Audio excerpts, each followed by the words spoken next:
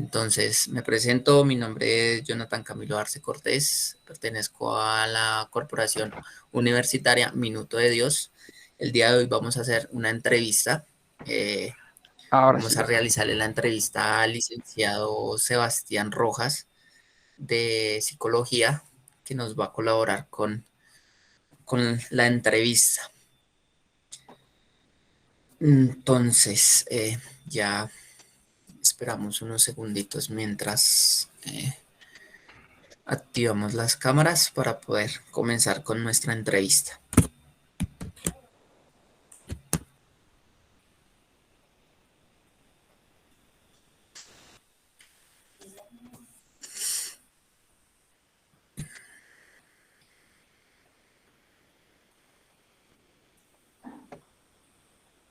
Qué pena. Uh,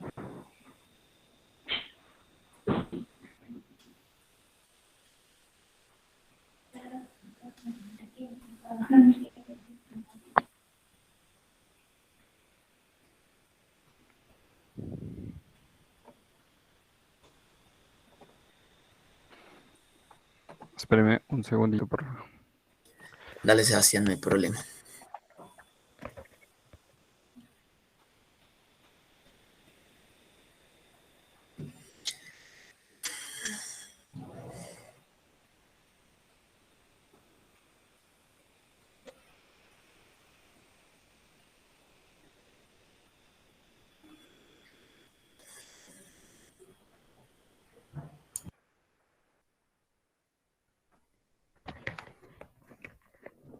Ya, ahora sí. Para el tema del internet. Listo, ahora sí podemos empezar. Bien. Listo, muy buenas noches, Sebastián. ¿Cómo estás? ¿Cómo te encuentras el día de hoy? Bien, Jonathan, Stephanie, un buen Bien, día, buenas noches. bueno, Buenas bueno, noches. Sebastián, el día de hoy vamos a realizar una entrevista sobre la niñez temprana. Vamos a realizarte unas preguntas de acuerdo a esa temática, ¿listo? Entonces, Oh, quería preguntarte, ¿cuál es tu formación académica, Sebastián? bueno, yo soy psicólogo de la Universidad Nacional. eh, He trabajado en temas educativos con personas en condición de discapacidad y personas de la tercera edad. También he diseñado planes de educación para personas privadas de la libertad. Ok. Esa sería. Sebastián, muchas gracias. ¿Qué experiencias profesionales tienes hasta el momento? Mm, pues en el tema del diseño de planes curriculares adaptados para trabajar con personas en condición de discapacidad cognitiva y de discapacidad física, y el diseño eh, de planes y curriculares para trabajo con personas privadas de la libertad en sitio, pues ya trabajando más como en la enseñanza. Sí, he trabajado directamente con personas de la tercera edad en, en programas pues dictados por la alcaldía. Sí, ha sido como de forma personal, como por prestaciones de servicios, pero pues ha sido vinculado de alguna manera al distrito. Ok, Sebastián. Sebastián, ¿qué experiencias específicas tienes particularmente con la etapa de desarrollo de la niñez temprana? Con digamos, la primera infancia, he trabajado desde la discapacidad, generando pues planes educativos y de fortalecimiento para niños en condición de discapacidad en las primeras etapas del desarrollo. Sí, esa sería.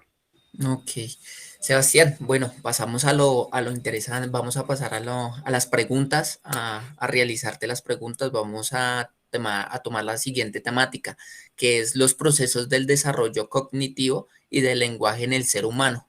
Ujú. De acuerdo a esta temática, voy a hacerte una pregunta que es la siguiente.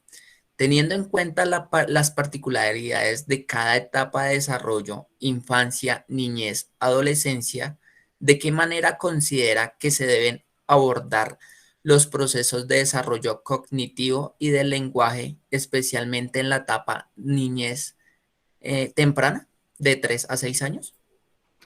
Bueno, desde la experiencia en la que yo he trabajado, que es un tipo de infancia muy específica, pues relacionada con el tema de la discapacidad, es como importante ver otros tipos de educación, ver otros tipos de lenguaje.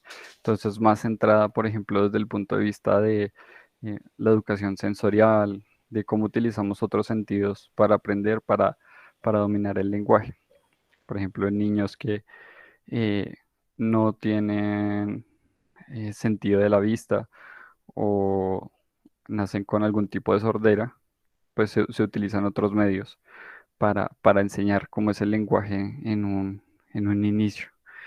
Entonces, destacar cómo a través del tacto nosotros también podemos comprender el mundo, cómo a través del gusto de pronto los otros sentidos se puede también reconocer el mundo y aprender como ese lenguaje, ¿sí?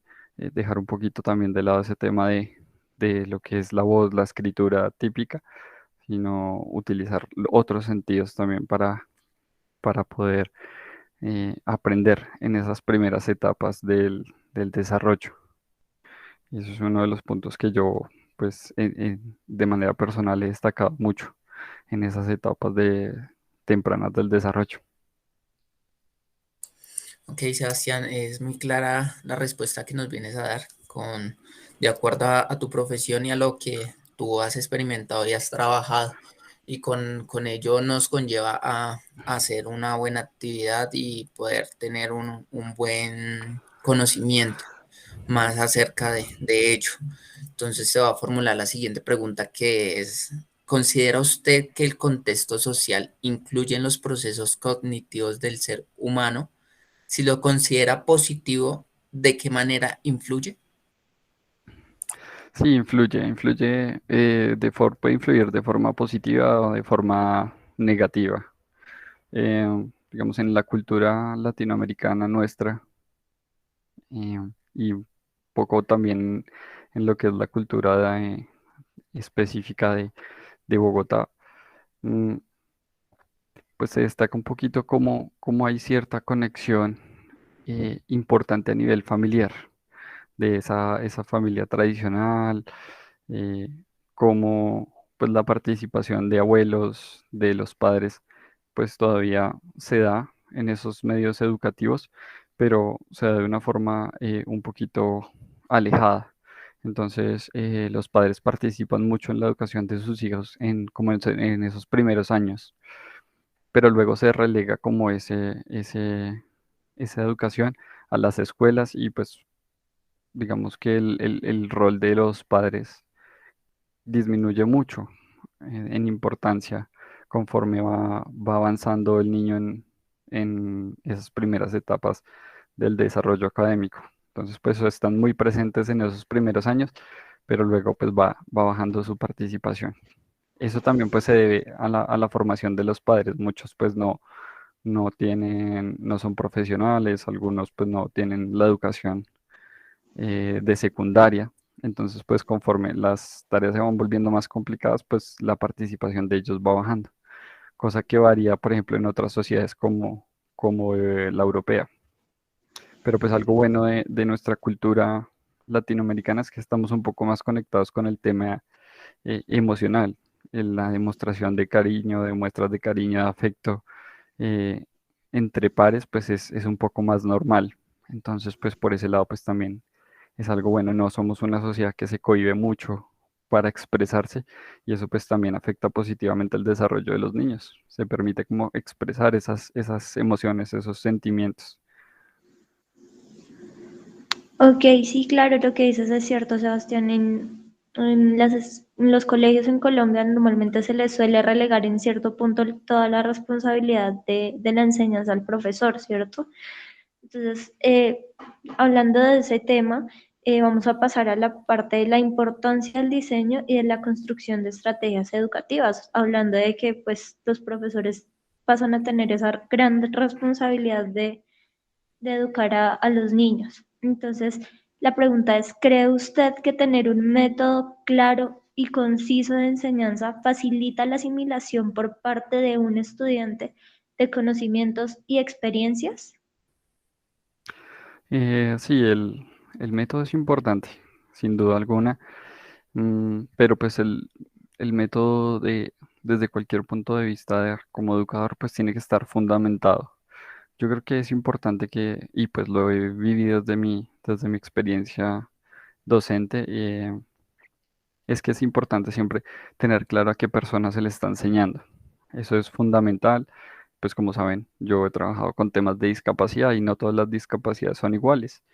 Entonces, pues ahí es donde toma como más sentido prepararse para una población específica. Pero pues así como es el caso, eh, pues yo también lo veo en la escuela tradicional. Digamos, un docente no puede ir a explicar temas a un sitio, a una escuela donde los niños ni siquiera desayunan, donde hay como formas de violencia muy específicas de la zona, ¿sí? Formas de violencia del sitio en el que ellos se desarrollan. Entonces es importante pues que el docente tenga claridad de cuáles son las problemáticas que los niños, bueno, las personas a las que le enseña pues tienen en su entorno para poder educar realmente desde eso. No se trata de dar sus contenidos o lo que él tiene para enseñar de forma descontextualizada, sino situar esa enseñanza desde algún punto. Entonces, es claro que la metodología es importante, pero esa metodología debe estar fundada en un conocimiento previo del docente. Ok, Sebastián, entonces lo que nos das a entender aquí en este punto es que como para uno conocer la población, primero tiene que allegar o conocer el sitio donde va a trabajar, la población con la que va a trabajar y la clase de niños con las que se va a trabajar en dicho lugar. En este aspecto, entonces nos das a entender que primero antes de poder de entrar como a esa población o dar ese punto de vista, primero tenemos que concentrarnos, saber, conocer, ir un poquito más allá de tal vez solamente lo que uno tiene planteado para dar en nuestras aulas de clase, por decirlo así, sino que ir un poquito más allá y conocer primero antes de cometer tal vez algún error, es lo que me das a entender. Sí, claro, por ejemplo, en el caso de la primera infancia, eh, puede que en esos primeros años la primera instrucción es que los niños aprendan a leer, pero escasamente los niños han hablado porque pues, no se les ha estimulado mucho esa habilidad. Entonces, pues un docente no puede llegar a enseñar a leer a los muchachos si ellos no se pueden expresar en principio de buena forma. Entonces, sí, es por eso, por ese lado, es por donde va pues, los que yo les comento. Ok, entonces siguiendo por el mismo lado por el que vienes, te nos metiste mucho en la siguiente pregunta, que es, ¿considera usted que se puede aplicar las mismas estrategias de enseñanza en todos los estudiantes? Pues el docente puede tener sus estrategias, ¿cierto? Debe tener sus estrategias, debe tener buenas estrategias, debe ser muy consciente también y muy crítico consigo mismo para saber identificar en qué momento esas estrategias son exitosas y en qué momento hay que cambiarlas. Entonces, pues es el error que cometen de pronto algunos docentes que han tenido experiencias muy buenas utilizando una estrategia con un curso determinado, pero al cambiar las condiciones no logran adaptar esas estrategias al curso, entonces le echan la culpa a los estudiantes. Ah, es que esos estudiantes no quieren aprender, es que ellos no son muy buenos, entonces por eso no aprenden, pero pues es que las condiciones del curso cambiaron y la metodología de pronto no se supo adaptar lo suficientemente bien para como ese nuevo reto. ¿Sí? Yo lo que pienso es que también todo lo que enseñamos tiene que tener un propósito. Ese saber debe contribuir a que los muchachos puedan resolver las problemáticas de su entorno, Entonces, si enseñamos algo que de pronto los niños dominan, pero pues realmente eso no les sirve para su vida, pues no tiene sentido, porque eso pues se va a perder en el tiempo, no les va a servir para mucho. Entonces, pues en ese sentido sí considero que de pronto las mismas estrategias funcionan, pero hay que saber adaptarse también como docente a las diferentes condiciones. Ok, Es entonces, cierto, los eh, niños deben adaptarse todo el tiempo porque se nos presentan situaciones en las que los grupos son bastante diferentes y ujú. pueden tener las mismas edades, pero los grupos son completamente diferentes y si un profe no se sabe adaptar rápidamente, va a sufrir mucho en el momento de enseñar y los chicos no van a ser receptivos con ese profesor. Ujú, Sí, Stephanie, o sea, lo que me da a entender aquí, Sebastián, es que prácticamente el profesor pasó de una escuela tradicional a una escuela activa, donde normalmente los niños hoy en día se les tiene más en conocimiento, se les tiene más como pendientes de que ellos pueden dar, como por decirlo así, ellos son los que nos enseñan a nosotros, y nosotros a través de esa enseñanza que ellos nos dan podemos poner en práctica nuestras maneras de cómo enseñarles a ellos por medio de una escuela activa.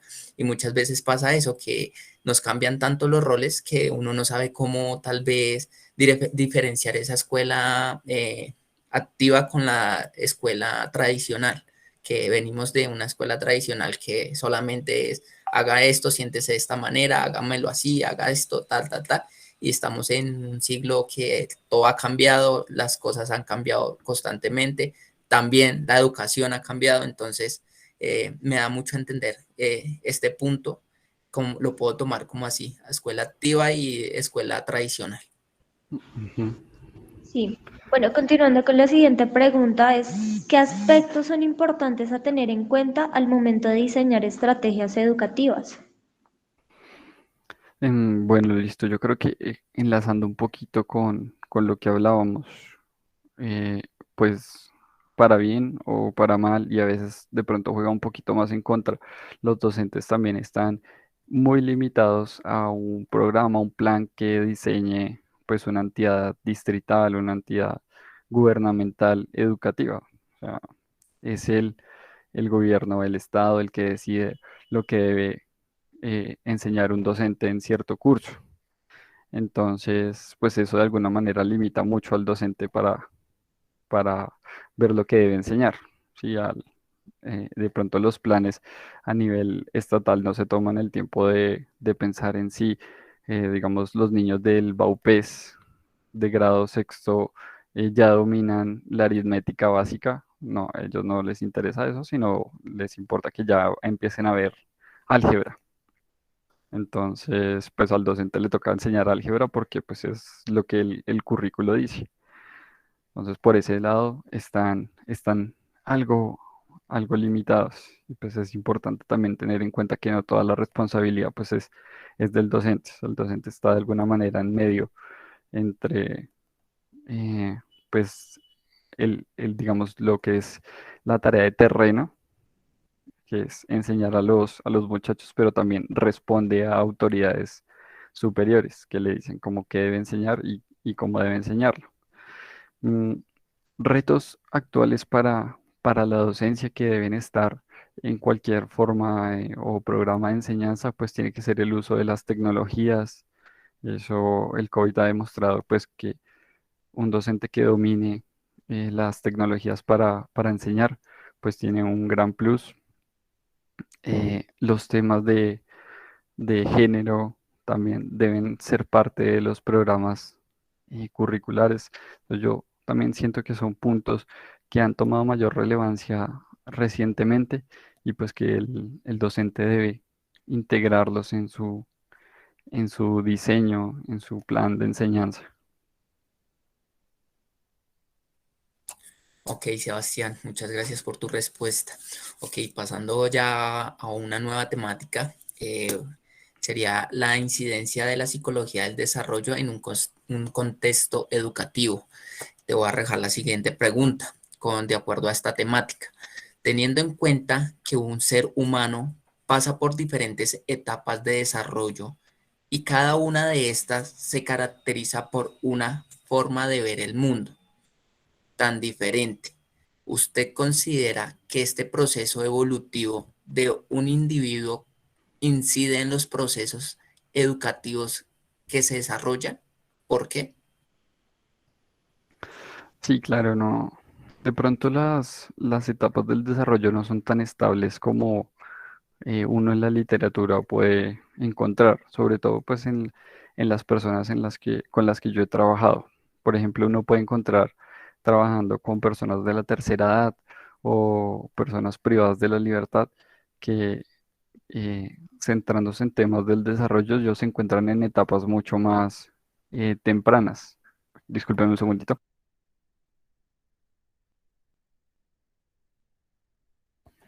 Listo. Perdón. Se puede, o sea, esas etapas del desarrollo pueden variar, ¿sí? Personas adultas que eh, muestran de pronto un desarrollo físico de larga edad, pero desarrollos afectivos demasiado retrasados. Eso también pues influye en la teoría desde la que se separe pues la persona que lo discute. Yo personalmente he trabajado desde el constructivismo planteado por Vygotsky y pues siento que desde esa postura eh, como un poco que se centra un poquito como en esa socialización, en cómo evolucionamos a través de la interacción humana, pues sí se pueden describir puntos del desarrollo interesantes. Por ejemplo, se observa como un niño digamos, en una condición de discapacidad que tiene un desarrollo motor muy atrasado, un desarrollo del lenguaje muy atrasado, al encontrarse con otros niños que están en una condición similar, eh, se comprende como la necesidad de poderse expresar, o sea, siente la necesidad de tenerse que expresar para poder jugar con ellos. Entonces el juego les permite a esos niños desarrollarse y en ese juego, en esa necesidad de estar interactuando con otros niños, él va desarrollando ese lenguaje, va desarrollando muchas habilidades, igual que sus compañeros también van desarrollando otras habilidades en conjunto.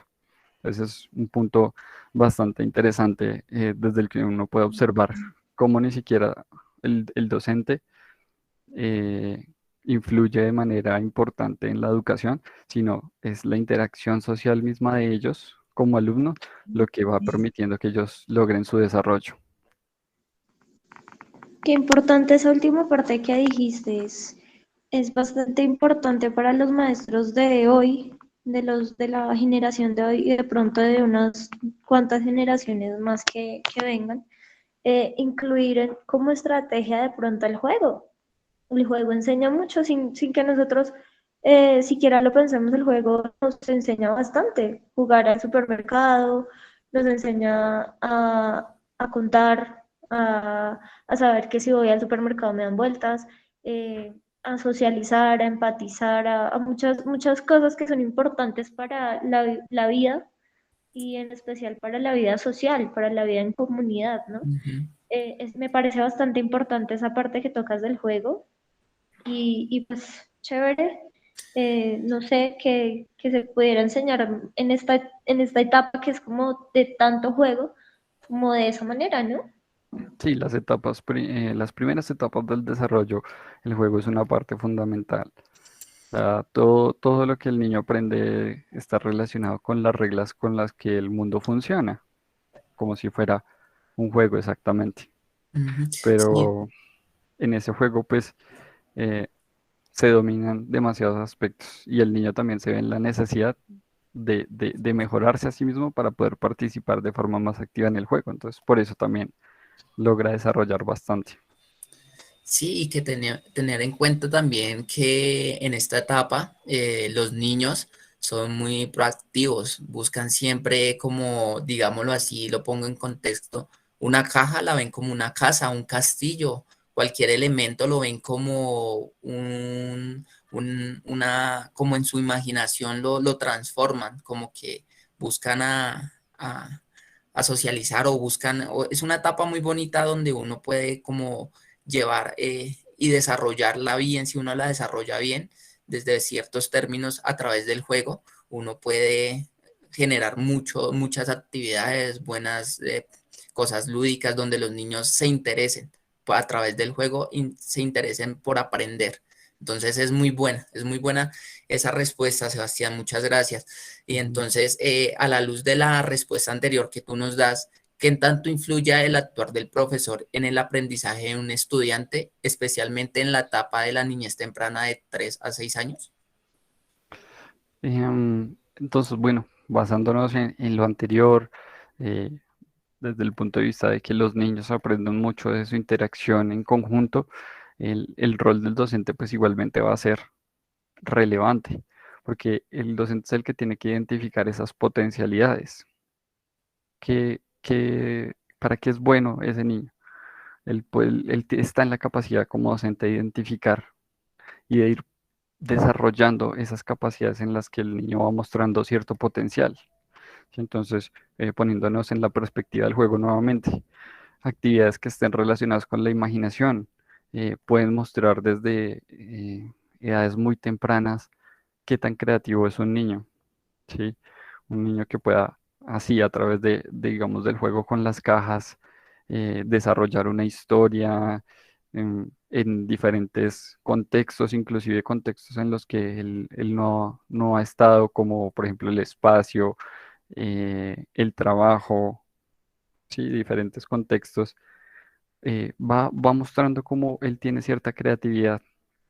El mismo juego, a través de las reglas, va mostrando cómo se ve el desarrollo ético de los niños. O sea, cómo hay una forma de hacer las cosas que puede ser un poco más fácil rompiendo las reglas, pero los niños no lo hacen porque pues la instrucción indica que no se deben romper las normas y se va mostrando ese desarrollo ético moral, como también funciona el juego cooperativo.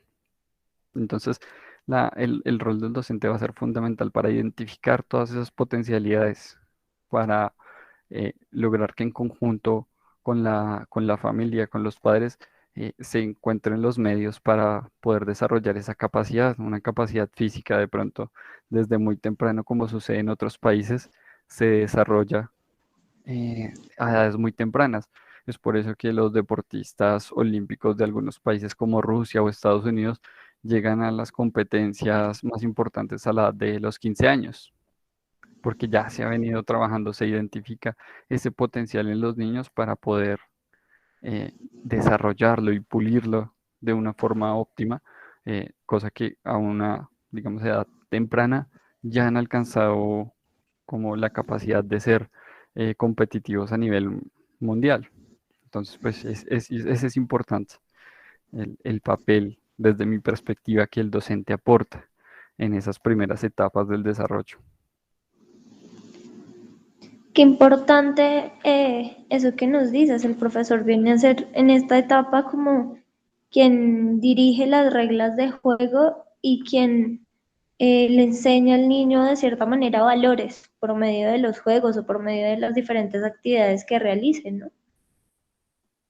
Sí, claro, o sea, nosotros como humanos, como animales sociales, pues tenemos que regirnos por unas reglas y es el docente el que va a ser como la primera muestra de autoridad. Digamos que de alguna manera en la casa las reglas son demasiado flexibles porque el afecto, el cariño de los padres hacia el niño, pues le permiten ciertas ventajas y en ese sitio pues él es una persona mucho más especial. ¿Sí? Se trata con cierta condescendencia de parte de la familia al niño. Entonces, si están jugando y él hace algo, corta la ruta por un momento para llegar más rápido, pues probablemente la familia no le va a decir nada, pero estando con sus pares, donde todos están de alguna manera en igualdad de condiciones y el docente es quien pone las reglas y puede sancionar como esas faltas, pues se ve la importancia del desarrollo ético de seguir esas normas. Ok, entonces pasamos a la siguiente y última temática, que es la incidencia de la etapa del ciclo vital en los procesos de enseñanza-aprendizaje. Y la primera pregunta de esta temática es, ¿Qué factores cree usted que intervienen en el proceso de enseñanza-aprendizaje en un estudiante en la etapa de desarrollo de niñez temprana de 3 a 6 años? Yo creo que lo más importante en la niñez temprana es la participación de la familia. Hay un desprendimiento que puede ser un poco traumático para los niños de pasar de ser el centro del universo en sus hogares mm, a ser otro como otra persona más en el sitio de clases.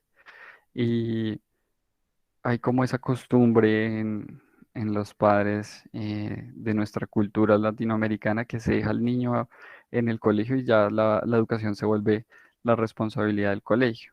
Entonces, la participación activa de los padres en todo lo que se desarrolla en las escuelas es importante en esas primeras etapas.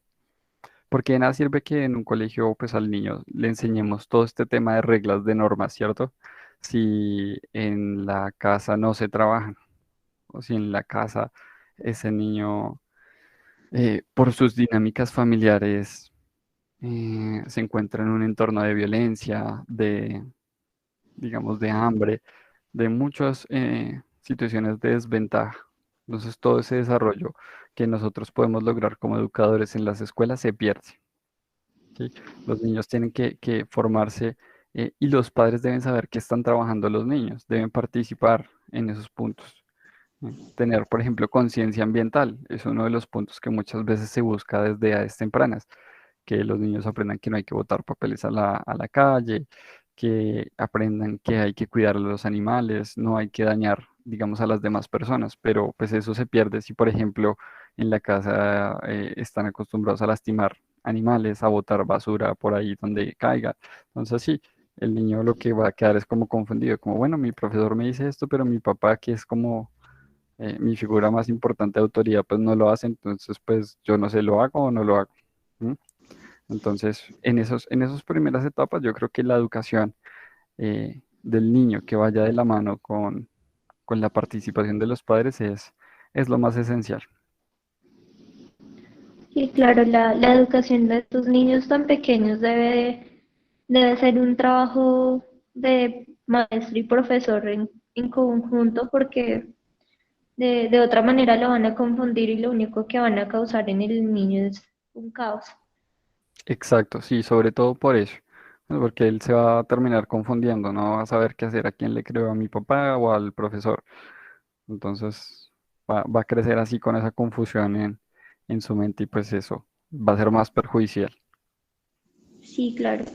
Entonces, teniendo en cuenta que, que me dices qué estrategias pedagógicas se pueden utilizar para fortalecer en los estudiantes que se encuentran en la etapa de niñez temprana la motivación en el aprendizaje. Esa motivación pues debe surgir desde diferentes puntos de vista. Yo creo que uno de los puntos más importantes que como seres humanos en general tenemos para lograr ese desarrollo de diferentes conceptos es la curiosidad. Y es un punto que muchas veces no logramos desarrollar de manera óptima en las escuelas. Todo lo contrario, antes pareciera que eh, se pierde como esa curiosidad, se mata la curiosidad muchas veces de los niños en ciertos entornos educativos. Entonces, hay cierto, digamos, nivel de importancia en la formación científica de los niños en las primeras etapas y no haciendo referencia pues a que ellos se vuelvan unos experimentadores o que digamos, aprendan del método científico tal cual a rajatabla desde la primera niñez, sino cómo la observación, por ejemplo, les permite llegar a respuestas, ¿sí? Muchas veces la dinámica en las escuelas se trata de que yo hago una pregunta, el profesor la resuelve y ahí es como el docente el dueño del saber y el niño el ignorante que necesita las respuestas. Y no, como mencionaba Jonathan antes, se puede lograr un aprendizaje en conjunto. ¿Sí? Entonces, como, bueno, tenemos una problemática, no sabemos por qué de un momento a otro un renacuajo que no tiene patas eh, crece y le salen paticas. ¿Qué pasa? ¿Qué pasa en esa en ese cambio, por qué se da, e ir al sitio donde ocurren esos cambios y observar, enseñarle al niño con hechos qué es lo que sucede, por qué se dan esos cambios en la naturaleza, ¿sí? Y fomentando la capacidad del niño para hacerse preguntas, poder respondérselas de forma crítica, ¿sí? Fundamentar como ese valor crítico de decir, pero bueno, yo no entiendo esto porque aquí ocurre una situación así, en este entorno no se repite. Y el docente jugar un papel más como de facilitador, de alguien que lleva, que guía, sí, pero no queda las respuestas todo el tiempo, sino que también permite que los estudiantes puedan responder sus propias preguntas.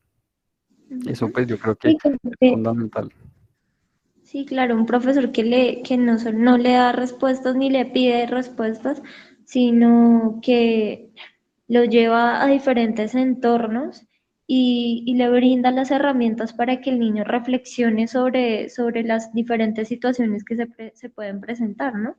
Es como Ujú. lo que se busca hoy en día en la nueva en las nuevas modelos educativos, ¿no? Que los niños aprendan desde la experiencia, desde experimentar por ellos mismos, que digamos sería como un ideal Sí, en sí. todos los contextos de aprendizaje. Sí, sí, desafortunadamente no siempre se logra y no es fácil adaptar las escuelas para lograr eso, pero pues sin duda sí afecta bastante como la escuela pasa de ser algo menos tedioso, menos monótono de voy, me dan un contenido, el profesor dicta una clase, yo lo aprendo, me deja una tarea y pasamos al siguiente tema, sino Ujú. como tiene más esa incidencia en las situaciones reales de la vida. Pero pues no, Sí, no es claro. tan sencillo, ¿no? Como lo discutimos. Sí, claro, busca la emoción del niño en vez de aburrirlo. Ujú. Entonces, bueno, pasamos a la siguiente pregunta, que es, ¿cuál cree usted debe ser el rol de los padres de familia en los procesos de aprendizaje de un estudiante que se encuentra en esta etapa de desarrollo, que es la niñez temprana? Y pues creo que volvemos a una pregunta anterior que ya nos dijiste, pero sin embargo, pues, eh, ¿cuál puede ser el rol de los padres de familia en este proceso de enseñanza-aprendizaje, precisamente en esta etapa que es como tan bonita y tan delicada al mismo tiempo?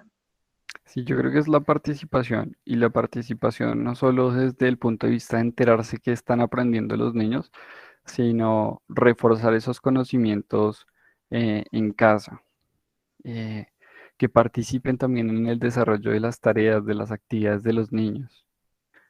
Muchas veces se, se tiene que la tarea es como, o sea, ese concepto de lo que hay que hacer para que a una persona le den una calificación y apruebe. Y no, debería ser la tarea una forma en la que el niño pueda compartir con otros esa experiencia que aprendió en el aula, ¿sí? Y que pueda reforzar de pronto los conocimientos. Entonces, enlazando un poquito todo lo que hemos hablado, eh, por ejemplo, exponer lo que uno aprende a los demás muestra el dominio que uno tiene sobre un tema. Entonces, si el niño, por ejemplo, tiene la posibilidad de llegar a explicarle a los papás lo que hizo, entonces como, bueno, yo aprendí tal tema, hice esta exposición y les voy a explicar por qué se da la metamorfosis de las ranas, según lo que aprendí. Entonces, que los padres puedan participar, escuchar, motivar eh, ese, ese, esa curiosidad de los niños, eh, no solo desde lo que indica la academia, no solo desde lo que indica la escuela, sino también desde el sentir de los niños. Entonces, por ejemplo, si ven en ellos el potencial de ser deportistas, pues que les puedan brindar los medios para que ellos desarrollen esa habilidad como deportistas. Si ven que ellos tienen una curiosidad para poder, o sea, hacer una actividad relacionada con el medio ambiente, por ejemplo, puedan brindarle las herramientas para que ellos puedan desarrollar por fuera de las escuelas también esas habilidades. Entonces, eso es una parte importante de la participación de los padres en, en la educación. sobre todo en esas etapas tempranas. ¿Cómo podemos también estimularlos de forma conjunta desde la escuela para que logren su máximo potencial y también desde la casa? Pero no sin saturarlos, ¿no? Sino de una forma que sea enriquecedora para el niño. Sí, Sí, claro, hay obviamente. que tener en cuenta que esta etapa, como ya lo dije, es muy bonita y también es muy delicada. Es la etapa en la que el niño aprende a convivir, a socializar, a seguir reglas, a seguir pautas y es importante como que los padres no abandonen a los niños en esta etapa y Ujú. que más bien se unan con los maestros para poder llevar un buen proceso de cada niño, ¿no?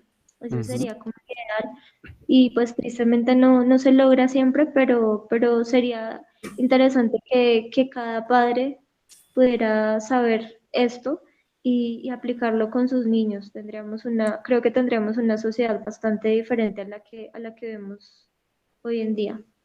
Sí, Sí, claro, Stephanie, a relevancia con eso, con lo que tú nos dices y un poquito más de lo que nos dice Sebastián, es tener en cuenta también que los padres tampoco pueden cohibir tanto a sus hijos, a no a mantenerlos ahí encerrados como en un círculo vicioso, por decirlo así, que mi hijo no puede hacer esto, no puede hacer lo otro, que no puede mirar para aquí, que no puede mirar para allá, porque les generan desde muy pequeños esos miedos a no tal vez experimentar, no salir de esa burbuja de ese cambio tal vez que puede presentar más adelante que cuando se enfrente a una relación dura o a este mundo en general. Entonces no es como mantenerlos ahí porque pues como padre o los padres no generalmente o siempre buscan a proteger a sus hijos y que no les pase nada y que no se los mire, sino que tratar de como dejarlos que también experimenten, que le enseñen también a través de lo que ellos hacen a uno, lo que nos pueden aportar también ellos hacia uno y hacia el docente. Y entonces queda muy claro, es una etapa muy bonita, como ya se han nombrado, es una etapa muy bonita que toca así, prácticamente sobrellevarla, estar muy pendiente de ella, porque pues así como es muy bonita, es muy exigente también. ujú. Entonces, no sé si quieres agregar algo más, Sebastián. Sí, desafortunadamente la niñez no es un reto para el que muchos padres están preparados, ¿cierto? Entonces eso pues sin duda es un inconveniente para la formación de los niños. Pero pues bueno, en la medida de lo posible nosotros que tenemos un poquito más de educación, un poquito más de conocimientos, pues apoyar también a los padres, aprovechar como esos espacios como de escuela para padres que brindan las escuelas para enseñarles en pequeños tips cómo pueden también participar de forma adecuada en la educación de sus hijos. Sí, claro, es teniendo en cuenta también cómo haya sido tal vez esa enseñanza de ellos como padres la puedan reflejar tal vez hacia sus hijos, porque pues uno nunca sabe cómo tal vez ellos cuando eran pequeños, cómo fue su trato, cómo fue la manera en que tal vez su ideología o su forma de ver las cosas o la manera como hubiesen hecho ver a ellos tal vez de esa manera quieren ver o hacerla reflejar hacia sus hijos. Entonces muchas veces es lo que fallamos porque lo tomamos de generación en generación y lo que hizo mi padre anterior lo reflejo sobre mi hijo. Y sobre Ujú. mi hijo, él va a reflejar lo que va a hacer sobre sus hijos y así sucesivamente. Y no, es tratar como de cortar ese, por decirlo así, cordón umbilical y tratar de sobrellevar y hacer mejores cosas para cambiar tal vez un poco más este mundo del que estamos rodeados. Sí, sin duda, sí. Creo que la palabra que buscabas es romper paradigmas en los Sí, papás, que dejen de creer Sí. en que las reglas con las que ellos crecieron son las mismas con las que mm, pueden educar a sus niños hoy exactamente, sí. y Sí, claro. brindarles también las herramientas a los padres para que pues den una buena educación a sus hijos en casa, porque Ujú. pues la educación no solo compete a los maestros, sino también a los padres Sí. y pues ya creo.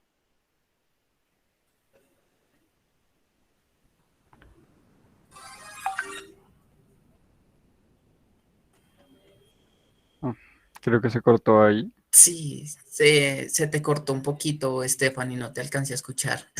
Mm,